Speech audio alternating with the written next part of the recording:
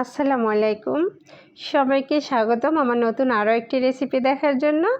আজ আমি সুজি দিয়ে অসম্ভব মজার একটা নাস্তার রেসিপি শেয়ার করছি। আর এই নাস্তাটা বানানো খুবই সহজ, একদম কম খরচে স্বল্প সময়ে বানিয়ে নিতে পারেন।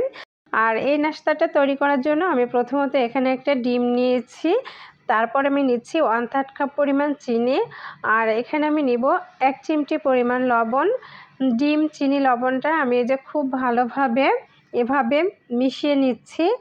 আর এটা চিনিটা গলা পর্যন্ত একদম এভাবে নাড়তেই থাকতে হবে আর নেড়েচেড়ে ডিমের সাথে চিনিটা একেবারে মিশিয়ে নিব। এই যে দেখুন খুব সুন্দরভাবে মিশিয়ে নিচ্ছি। আর এই তো আমার মেশানো হয়ে গেছে, চিনিটা গলে গেছে। তারপর আমি এখানে দিচ্ছি 1 কাপ পরিমাণ সুজি।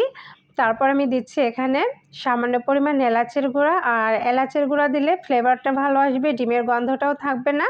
তারপর আমি দিয়েছি 2 টেবিল চামচ গুঁড়ো দুধ। গুঁড়ো দুধটা দিলে স্বাদটা অনেক বেশি ভালো আসবে, এই জন্য গুঁড়ো দুধ দিয়েছি। আপনার কাছে যদি গুঁড়ো দুধ না থাকে তাহলে এটা নাও দিতে পারেন।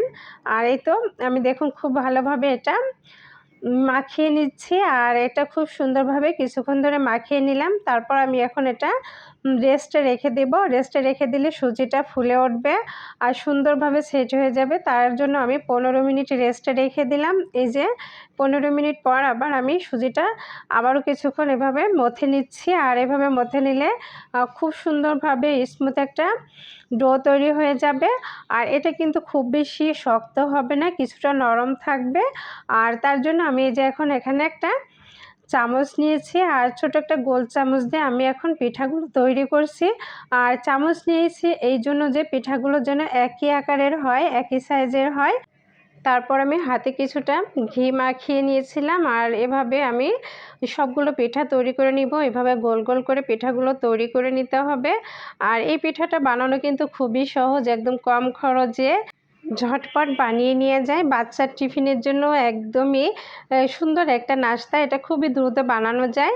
তারপর আমি একটা প্যান নিয়েছি, আর প্যানে আমি তেল নিয়েছি। তেলটা সামান্য গরম হলে এর ভিতরে দিয়ে দিচ্ছি একে একে সবগুলো পিঠা।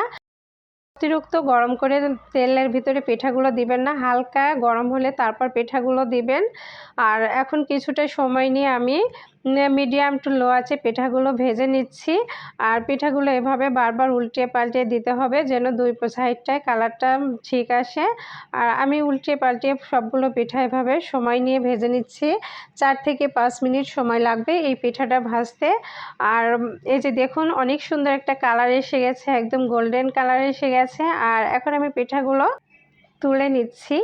অসম্ভব মজার এই পিঠাটা বানানো একেবারে সহজ, একদম কম খরচে খুবই মজার একটা নাস্তা, আপনিও ট্রাই করতে পারেন।